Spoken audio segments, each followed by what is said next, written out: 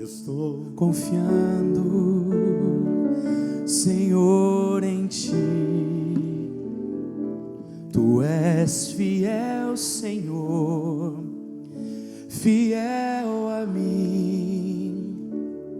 Nunca me deixaste, ainda que débil sou.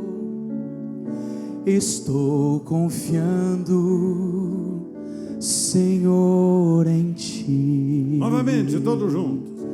Estou confiando, Senhor, em Ti. Tu és fiel, Senhor, fiel a mim. Nunca me deixaste, ainda que débil sou. Estou confiando, Senhor, em Ti. Você já pensou que há momentos em que Deus está em silêncio? Lembra-se, domingo passado eu falei com vocês sobre isso. Há momentos na nossa vida que Deus silencia. Parece que Ele não nos ouve, e a gente ora e busca e fala, e repete a oração, e busca e fala e repete, e parece que as coisas não mudam, não sai nada do lugar. Já provou isso? Já. Acho que todos nós já. Aí nós lembramos aqui que Deus tem alguns propósitos. Algumas vezes Ele sabe que aquele não é o momento da resposta. Às vezes Ele sabe que o pedido que estamos fazendo é equivocado. Estamos pedindo coisas que são equivocadas, não são corretas. E às vezes Ele está dizendo, espere um pouco. Querendo criar no nosso coração fé, dependência dEle, de Sua palavra. Lembra-se, isso eu falei com vocês domingo passado. Há momentos que Deus silencia. Quantos já provaram o silêncio de Deus? Levante a mão. Me parece que 90% que entendeu a pergunta que fiz, descobriu que Deus calou-se.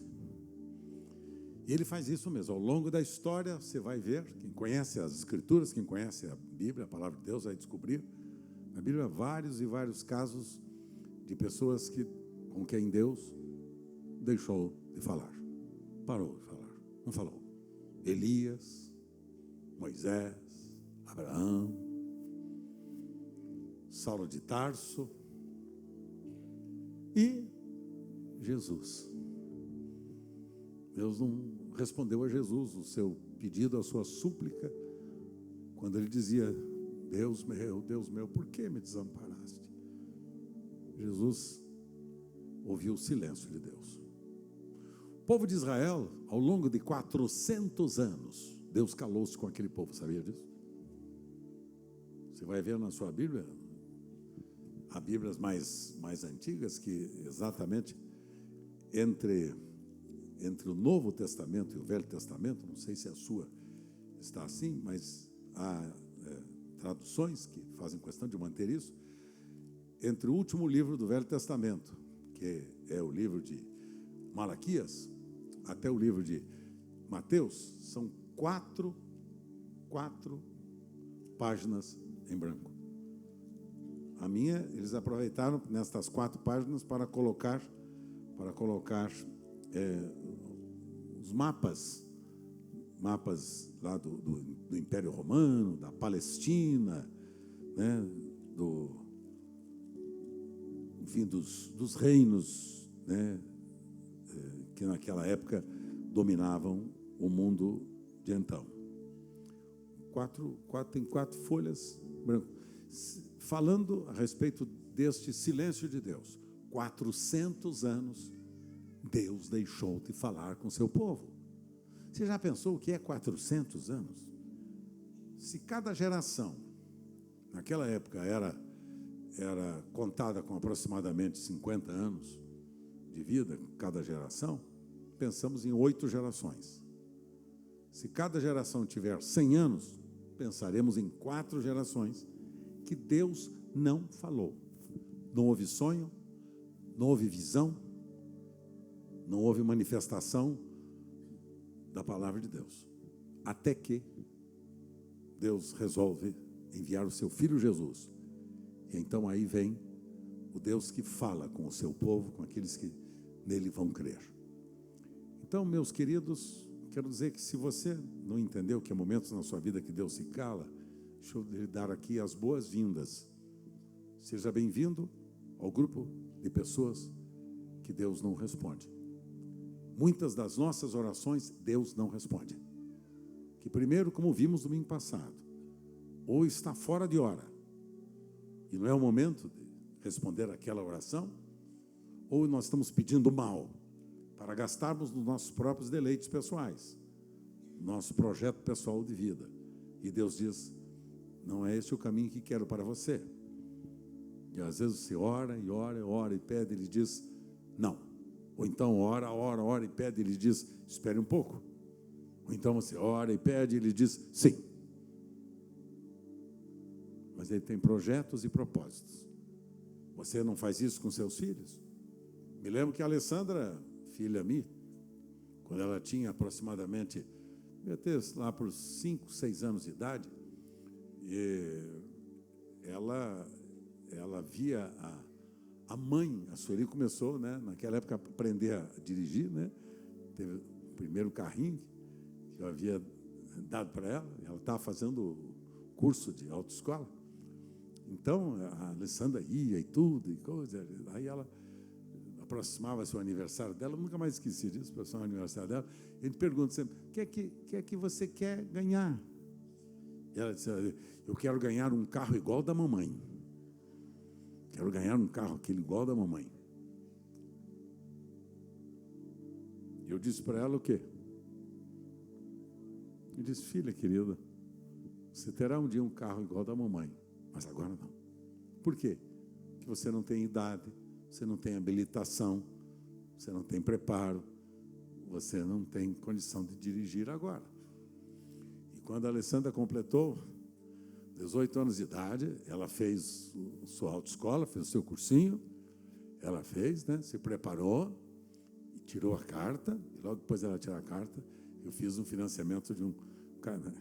Naquela época tinha consórcio, né? Fiz um consórciozinho e comprei um carrinho para ela e dei para minha filha, para ela ir, começou a ir na faculdade e fazer os trabalhos dela, escola e coisa, eu dei o carrinho para ela. Mas quando ela tinha quase 20 anos de idade, ela demorou pelo menos 15 anos para ouvir, para receber a minha oração. Eu não neguei para ela, disse, claro filha, você terá seu carrinho na hora certa. Você já pensou que Deus talvez esteja dizendo isso para você hoje? E aí você diz assim, mas por que é que Deus demora? Está demorando muito. Nossa, como Deus está demorando em me responder. Você já pensou nisso? Quantos já pensaram que Deus está demorando? Deixa eu ver. Parece que eu estou em todas as perguntas, né? Sempre sou o primeiro, entendeu? Sempre sou o primeiro. Às vezes eu penso que Deus demorou a me responder tanta coisa. E eu não me afligi em tempo nenhum. Porque eu sabia que Ele é um Pai amoroso que me ama tanto, que jamais negará bem algum aos que andam em retidão, aos que andam na justiça. Então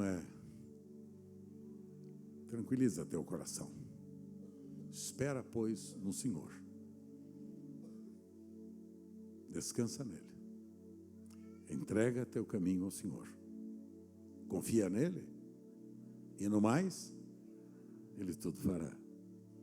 Estou confiando, Senhor, em Ti. Tu és fiel, Senhor, fiel a mim. Nunca me deixaste, ainda que débil sou. Estou confiando,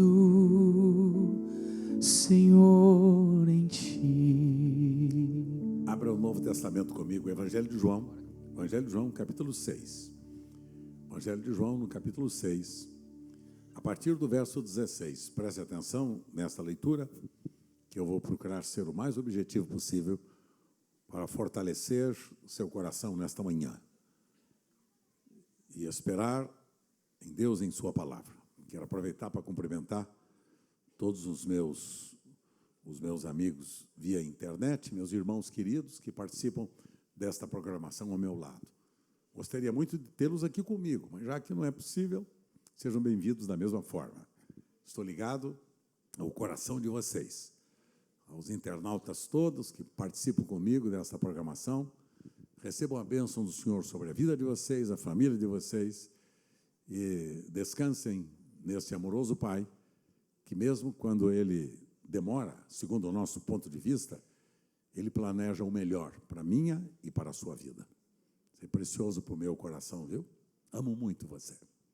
Evangelho de João, capítulo de número 6, verso 16. Ao descambar o dia, ao findar o dia, os seus discípulos desceram para o mar e, tomando um barco, passaram para o outro lado, rumo a Cafarnaum. Já se fazia escuro e Jesus ainda, repitam, Jesus ainda não viera ter com eles. Anote bem este ainda, grife até se possível. E o mar começava a empolar-se, agitado por vento rijo que assoprava. Tendo navegado uns 25 a 30 estádios, eis que viram Jesus andando sobre o mar, aproximando-se do barco, e ficaram possuídos de temor. Mas Jesus lhes disse: sou eu, não temais. Sou eu, não temais. Vamos repetir? Então eles, de bom grado, o receberam e logo o barco chegou ao seu destino. Verso 22. E no dia seguinte, a multidão que ficara do outro lado do mar notou que ali não havia senão um pequeno barco e que Jesus não embarcara nele com seus discípulos, tendo estes partido sós. Amém? Espírito Santo, guia-nos a esta verdade. Ilumina os olhos do nosso entendimento e do nosso coração para a gente poder entender os princípios que regem Tua palavra e descobrir o Teu grande e perfeito amor por cada um de nós. Agradecidos oramos, em nome de Jesus, Teu Filho. Amém. Amém, queridos? Jesus está despedindo aqui as multidões, e aí Ele manda que seus discípulos agora passem para o outro lado do Mar da Galileia. Eles aceitam a proposta de Jesus e foram atravessar o mar, tomaram seus barquinhos, né? E começaram a lutar contra o vento rijo, como diz a Escritura, em meio a uma noite escura. Quem conhece esse mar, esse trecho do Mar da Galileia, sabe que é uma região em que sofre, por vezes, a pressão de um vento forte, um vento oriental que sopra e que faz com que as ondas ficam muito turbulentas e o mar fica muito encapelado. Então, à noite, você já fez uma viagem de navio? Eu já fiz com os meus netos, há uns anos atrás, fiz com os meus netos, quando eles eram pequenos, e eu me lembro que eu ficava à noite, entendeu, Rubinho? Ficava pendurado assim como é que chama aquele negocinho? Na sacadinha do navio, encostava ali, eu isso ali, ficava olhando, escuro, um breu. Não tinha iluminação nenhuma, a não ser a do próprio navio em si. A gente tentava olhar para frente e eu ficava pensando, imagina um náufrago, uma pessoa que caia no mar. Você imaginou uma pessoa que cai no mar à noite? Não vê nada. Mas então, querido, ali, debruçado ali naquela sacadinha do navio, eu ficava olhando aquilo, eu isso ali, ficava pensando, meu Deus do céu, imaginou se alguém cai na água essa hora da noite, que escuro, um breu danado. Agora eu fico pensando naqueles discípulos de Jesus, lutando contra o vento, à noite escura, aquele barquinho que não era um barquinho de motor, como temos outros barcos violentos, aí, possantes que temos por aí, mas no remo, e a turma toda ali no barco, eram pescadores exímios, gente competente no mar, tentando vencer as circunstâncias do mar, do perigo, e não estavam conseguindo. Forte vento, diz aqui a Escritura. Agora, o pior de tudo isso, sabe o que é? É um detalhe que eu quero que você observe comigo na sua na sua Bíblia também, lá no Evangelho de João. No verso 17, diz que, veja bem, no verso 17 diz assim: tomando o barco, passaram para o outro lado, rumo a Cafarnaum. E agora? Já se fazia escuro e Jesus ainda não viera ter com eles. Ah, meu Deus, Jesus está demorando. Meu Deus, ainda não veio. Estou vivendo um momento difícil, estou desempregado, e ainda ele não veio. Estou sofrendo aqui de uma enfermidade crônica, sofrendo aqui com suspeita de um câncer, sofrendo aqui com um casamento difícil, sofrendo aqui com uma esposa, nesses dias enferma, estou sofrendo, e ainda Jesus não veio. E está turbulento o mar, e está difícil, as águas estão turvas, turbulentas, e há só escuridão, não consigo enxergar nada, tudo escuro. E agora? E ainda Jesus não veio. Será que ele não sabe que eu corro risco de vida? Será que ele não sabe que eu estou em grande perigo? Por que ainda não veio? Nota esse texto, por isso que eu pedi que você grifasse o ainda. Porque o ainda, aí está o segredo da sua dependência de Deus. Quando ele ainda não veio, é sinal que eu estou esperando a manifestação dele ainda. É porque ainda há esperança. Porque ainda há perspectiva de mudanças. Porque ainda é possível uma transformação em meio a esta circunstância tão turbulência. Como eu disse a vocês, todos nós já tivemos algum dia a impressão de que Deus se atrasa, está se atrasando, e a gente está aqui correndo risco de vida, com perigo de morte, no mar encapelado desta vida, na noite escura da existência humana, dos perigos, das necessidades, e é a ocasião que parece que Deus está devagar, meu Deus, o céu tinha que ser mais rápido. Ele está muito lento, muito devagar. E talvez até disséssemos, acho que Deus não é pontual nos seus compromissos. Não é pontual nos seus compromissos. Ele disse que se eu esperasse nele, confiasse nele, ele poderia naturalmente interferir. Eu acho que ele esqueceu de mim. Eu acho que realmente a coisa não vai para frente, não vai dar. Esse negócio de crer em Jesus, isso é uma utopia. Não dá certo, melhor desistir. Então, eu destaquei aqui para vocês 3 pontinhos, para vocês observarem, 3 pontinhos que falam do propósito de Deus quando Deus chega atrasado. Por que é que Deus chega atrasado? 3 propósitos. Qual o propósito de Deus quando ele chega atrasado? Primeiro, verso 22 diz assim: no dia seguinte, a multidão que ficara do outro lado no mar notou que ali não havia senão um pequeno barco e que Jesus não embarcara nele com seus discípulos, tendo estes partidos sós. Deus demora, item 1. Deus demora a fim de revelar que seus métodos não são os nossos métodos. Vamos repetir? Número 1.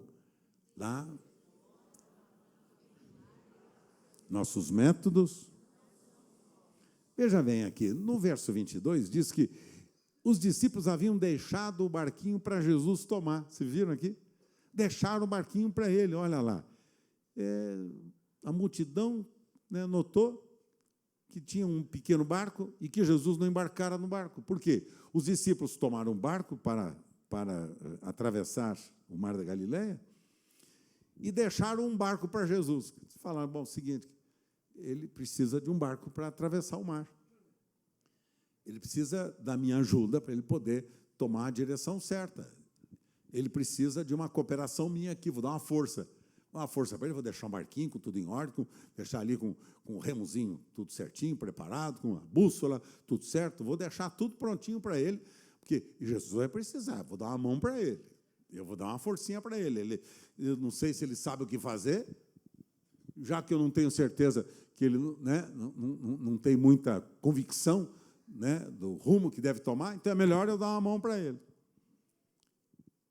Prova disso é que eles estavam aguardando uma manifestação sobrenatural de Jesus. O verso 17, que eu já li para vocês, diz que Jesus ainda não viera ter com eles, que eles deixaram o barco para Jesus tomar e disseram: aguarda porque o homem vem aí.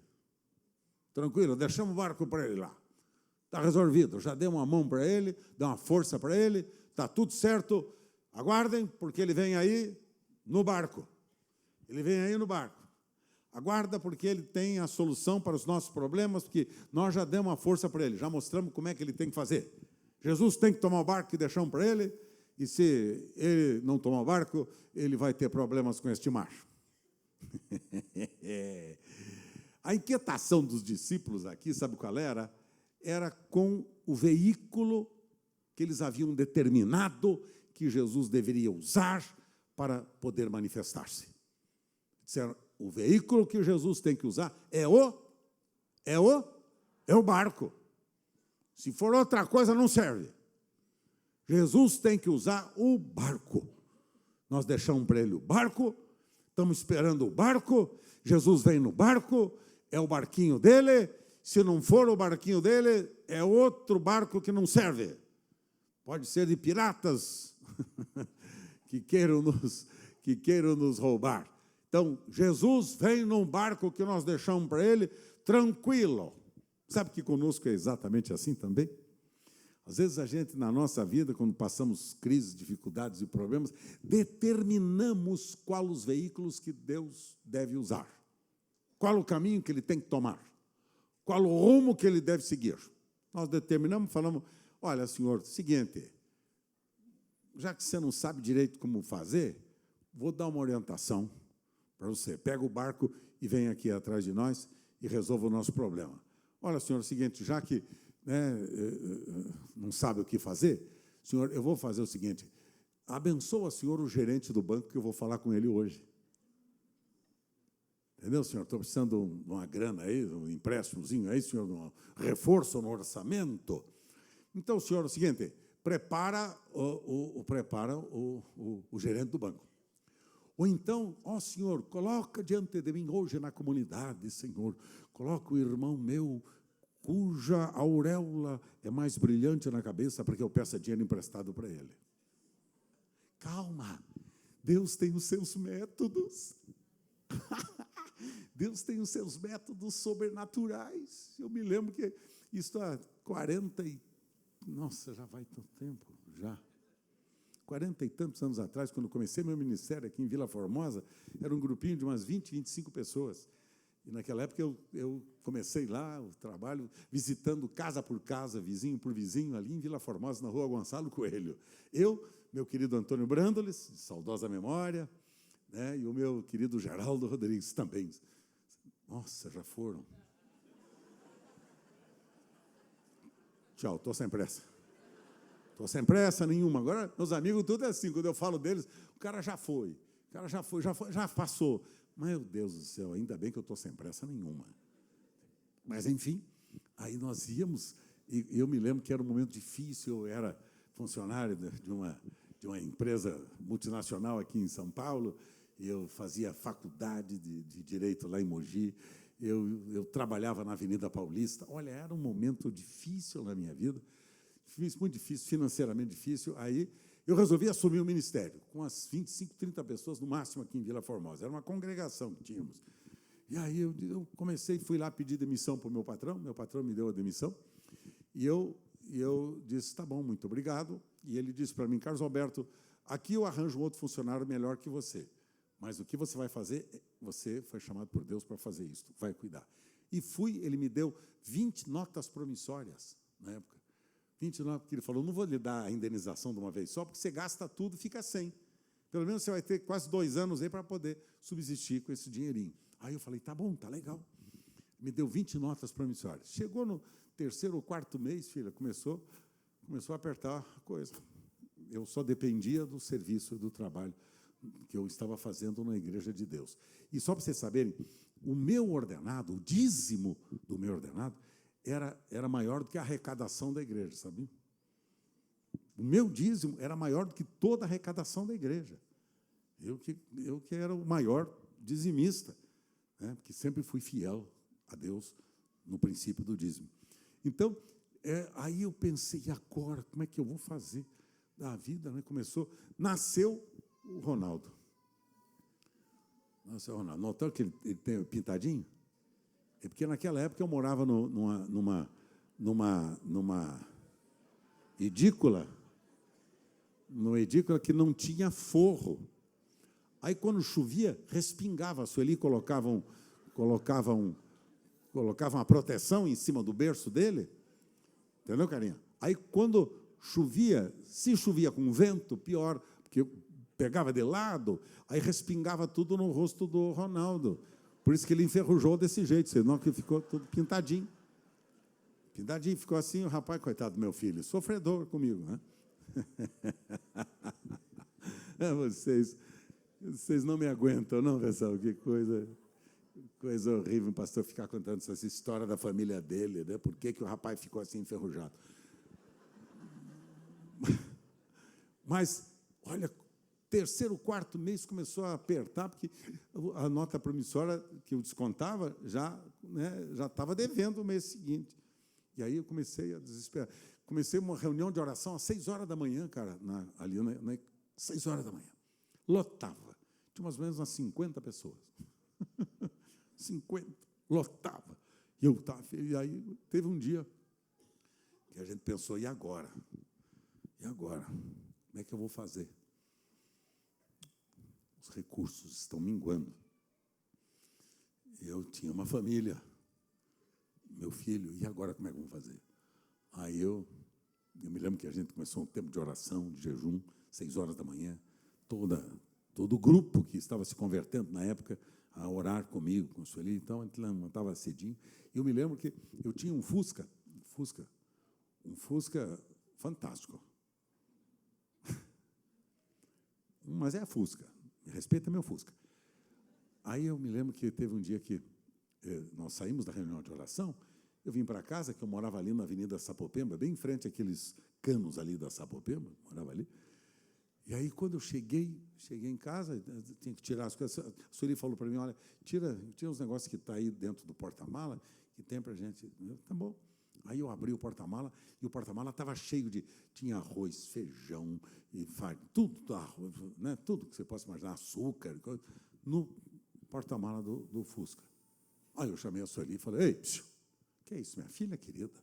Nós não fizemos um propósito da gente só falar com Deus sobre a nossa necessidade? Como é que você me faz? Você falou para quem isso aí? Que nós estamos precisando de reforço esse mês para a nossa sobrevivência. Para quem que você falou? Ela parou. O estilo Sueli, que vocês já conhecem. Me olhou e disse, não acredito que você ora e não crê que Deus responde. Precisa responder desse jeito?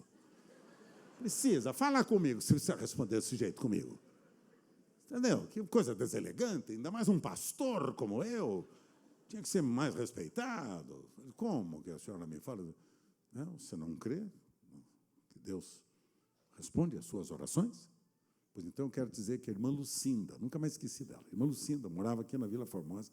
Lucinda, uma senhora, era uma viúva, né, que ela resolveu cuidar de mim.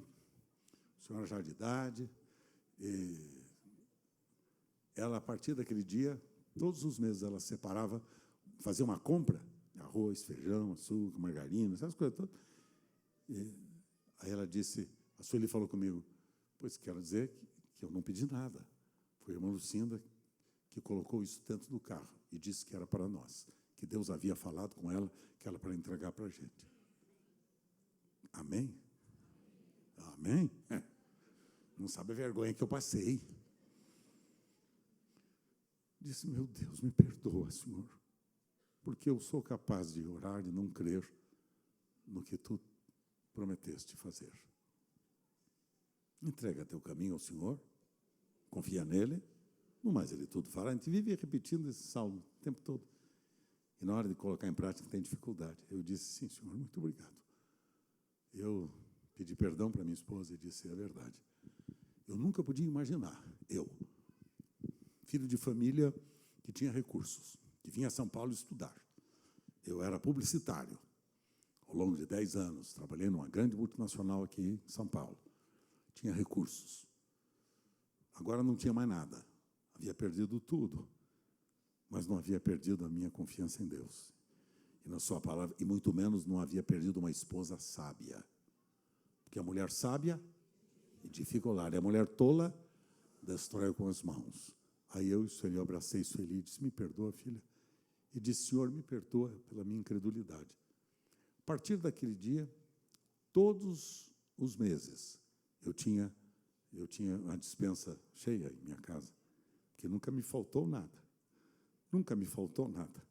Sempre eu tive a provisão necessária. Nunca me faltou nada de maneira sobrenatural. Eu pedi de uma forma, Deus me deu da maneira dele. O veículo é dele. O meio de transporte é dele. Quem realiza o projeto é dele. Nós determinamos os veículos, mas Deus quer usar os veículos dele. Deus tem que usar o veículo dele, com o projeto e o propósito dele, para nos alcançar. Nós colocamos os métodos para ele usar, colocamos os barquinhos para ele navegar, e ficamos esperando Jesus dentro do barquinho. Não é verdade? E ele não está no barquinho. Ele não está no barquinho. Diz aqui o texto da Escritura, Jesus não estava no barquinho. E o verso 18 diz: e o mar começava a empolar-se, e agitado por vento rijo que soprava. E o verso 19 diz: e tendo navegado uns 25 a 30 estádios, eis que viram Jesus andando por sobre as águas, aproximando-se do barco, e ficaram possuídos de temor. Aí Jesus disse para eles: ei, pessoal, sou eu. Não temam, porque eles pensaram que era um fantasma. Aí começaram a ficar todo mundo aterrorizado. Olha lá, vem o fantasma. Falei para vocês, é o pirata da meia-noite. Vem lá para nos assaltar, vem lá, vão nos matar. Espera aí, andando por sobre as águas? Mas deixamos o barquinho para ele? Dissemos como é que ele deve nos abençoar? Dissemos como é que ele tem que fazer? Dissemos qual é o instrumento que ele tem que usar? Por que ele vem por sobre as águas? Sabe por que ele vem por sobre as águas? Porque ele é o Senhor das águas, porque ele é o Senhor dos senhores e Rei dos reis. Sabe por que ele vem sobre as águas? Porque ele é o Criador do céu, da terra, dos mares e de tudo que nele existe. Ele é o Senhor dos senhores. Louvado seja o nome dele. Louvado seja o nome dele. Vem como ele quer. Ele é o Senhor.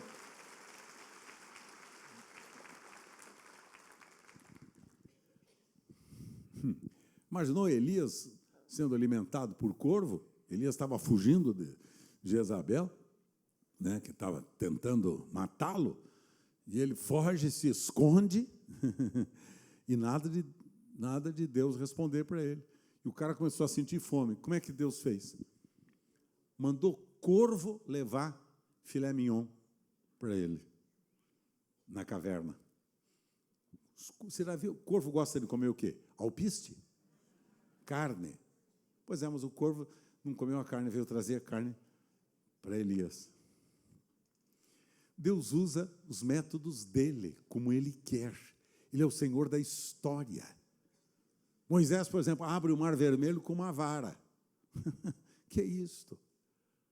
A rocha dá água quando Moisés bate na rocha com a vara. Queridos, Deus tem os seus métodos.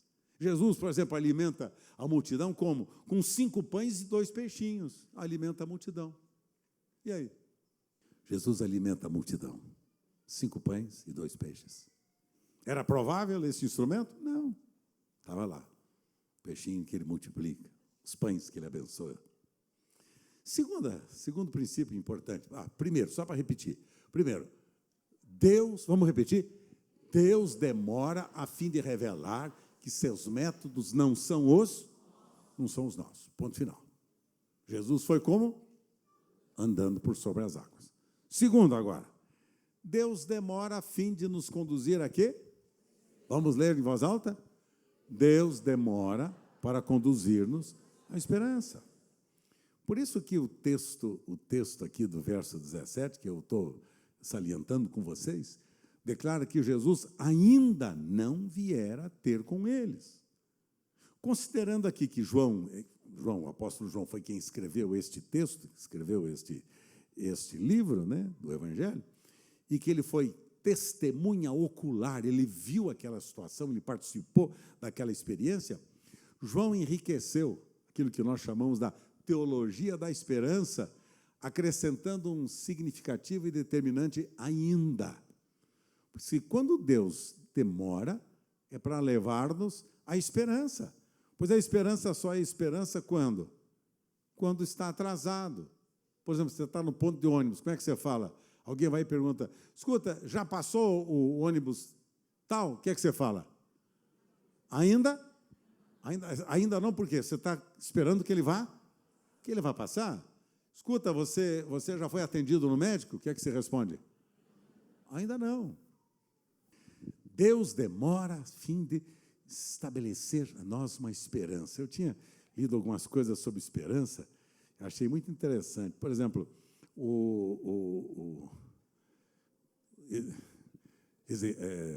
Jeremias, né, no seu livro de Lamentações, Jeremias, lá no capítulo 3, versos 21 a 23, ele diz que nós devemos trazer à memória tudo quanto pode nos dar esperança.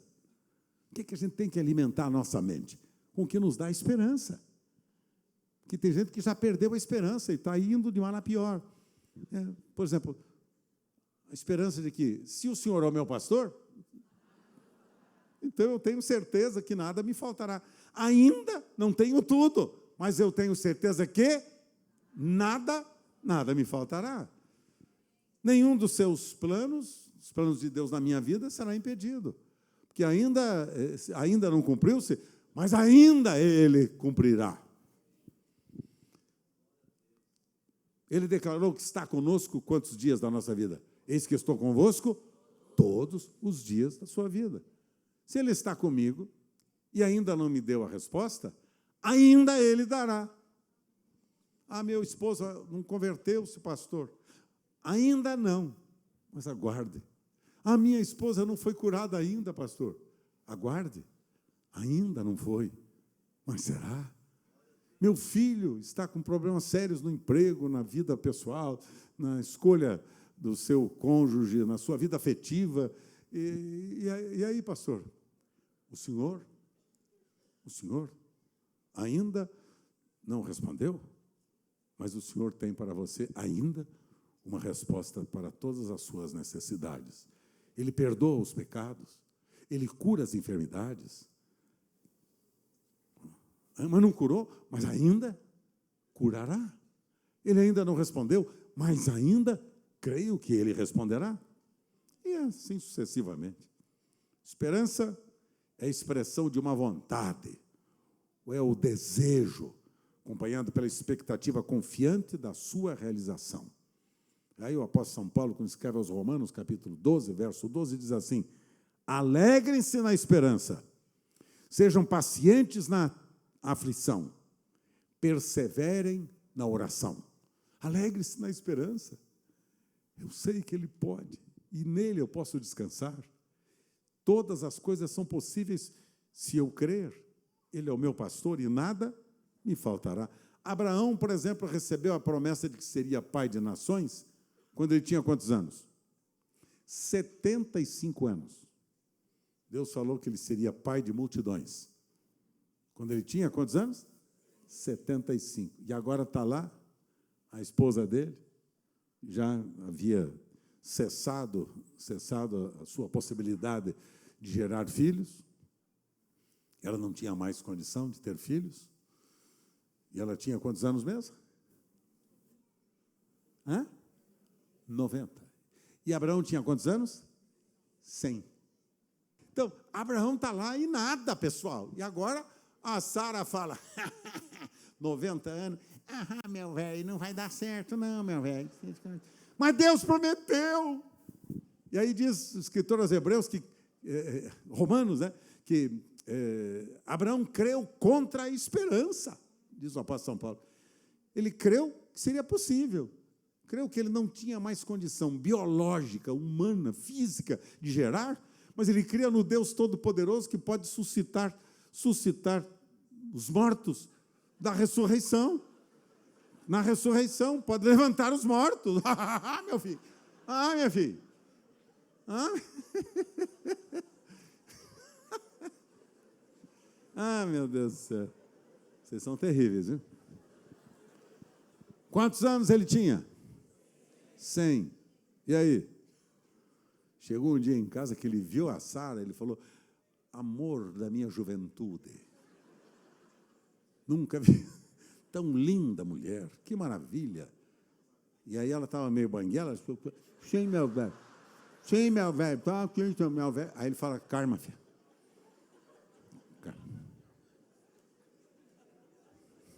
Você ri, né, cara? Porque não está no meu lugar. Vai chegar a minha vez. Ainda não. Ainda não. Boa.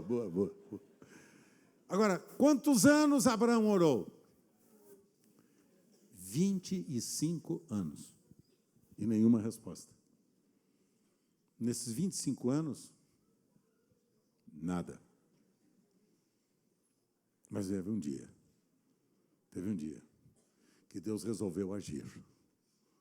Porque tudo como nós cantamos hoje pela manhã, tudo é possível para aquele que... E Abraão creu contra a esperança. Abraão creu que Deus era fiel, prometeu seu filho Isaque, Deus lhe daria.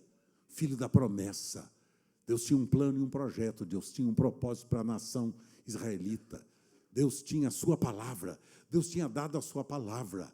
Ele esperou 25 anos e teve um dia memorável que vem Sara e diz, velho, estou com enjoo,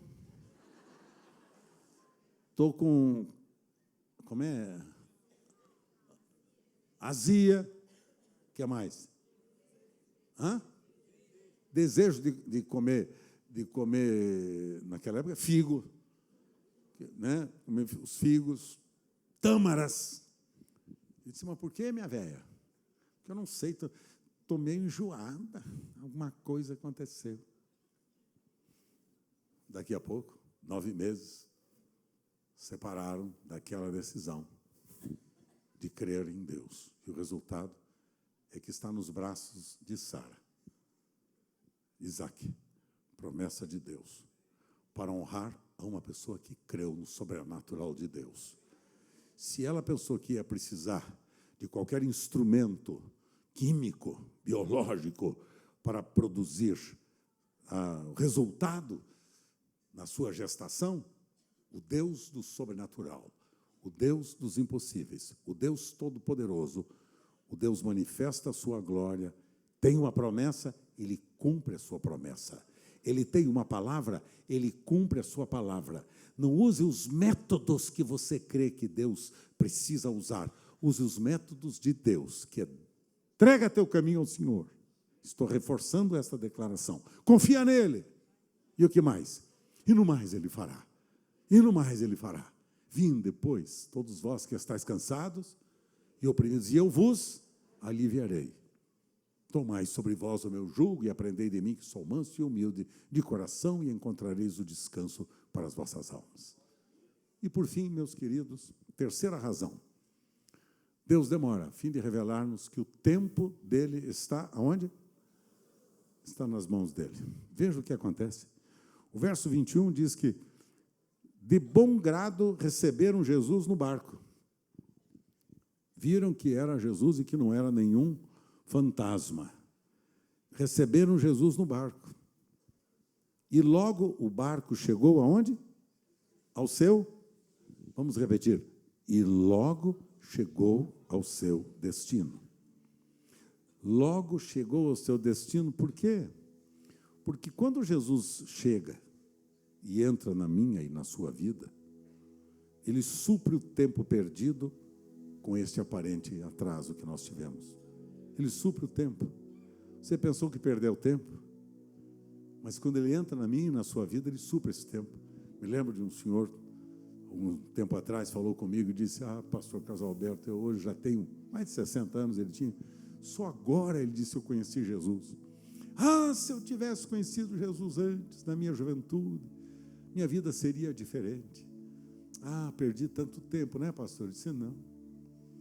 Quando Jesus entra na minha e na sua vida, aquilo que a gente pensa que ficou atrasado,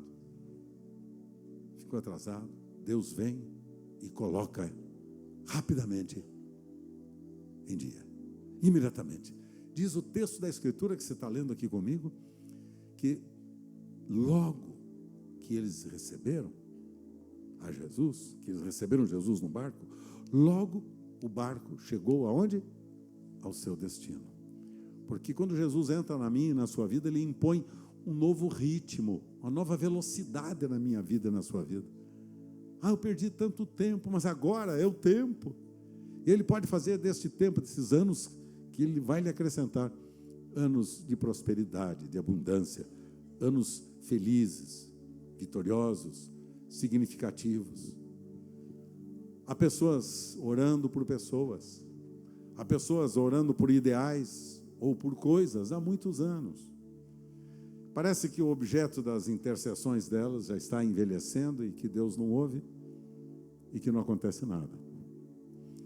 Saibamos de uma coisa: quando o milagre acontecer e que você convidar a Jesus para ser o Senhor da sua vida e entrar em sua vida, o tempo perdido será plenamente suprido pela força e pela intensidade da presença de Jesus. Quando Ele entra, o tempo que você pensou que perdeu é suprido. 3 lições. Primeira, número 1. Deus demora a fim de revelarmos que os seus métodos não são os maus.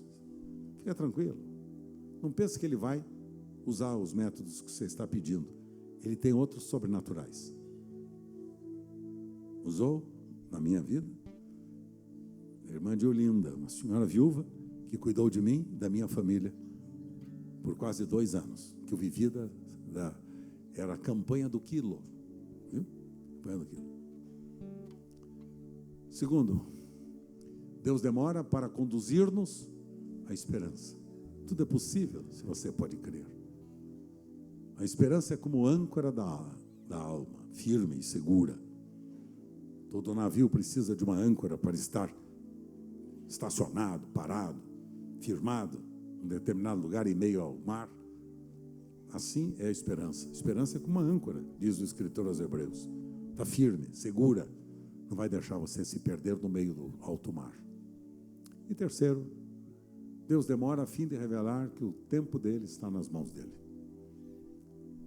Ele vai entrar na sua vida hoje e você vai remir o tempo que você perdeu. Se você perdeu tempo com uma vida cheia de pecados, de vícios, se você perdeu tempo com um casamento errado, que lhe destruiu as emoções, que lhe destruiu a esperança, se você pensa que perdeu tempo dedicando a sua juventude para cuidar bem dos seus filhos, da sua casa, da sua família, se você crê que perdeu tempo quando esteve nas celas daquela prisão, não é verdade, Barnabé, seu amigo ao lado, presidiário que conheceu Jesus de maneira tão fantástica naquela cela, é o Lucas, né? É o Lucas, está lá o Lucas, ex-presidiário, que conheceu Jesus, e o tempo que ele pensou que perdeu lá na cela, Deus o alcançou. Fica em pé, Lucas. Deus o alcançou. Deus o alcançou.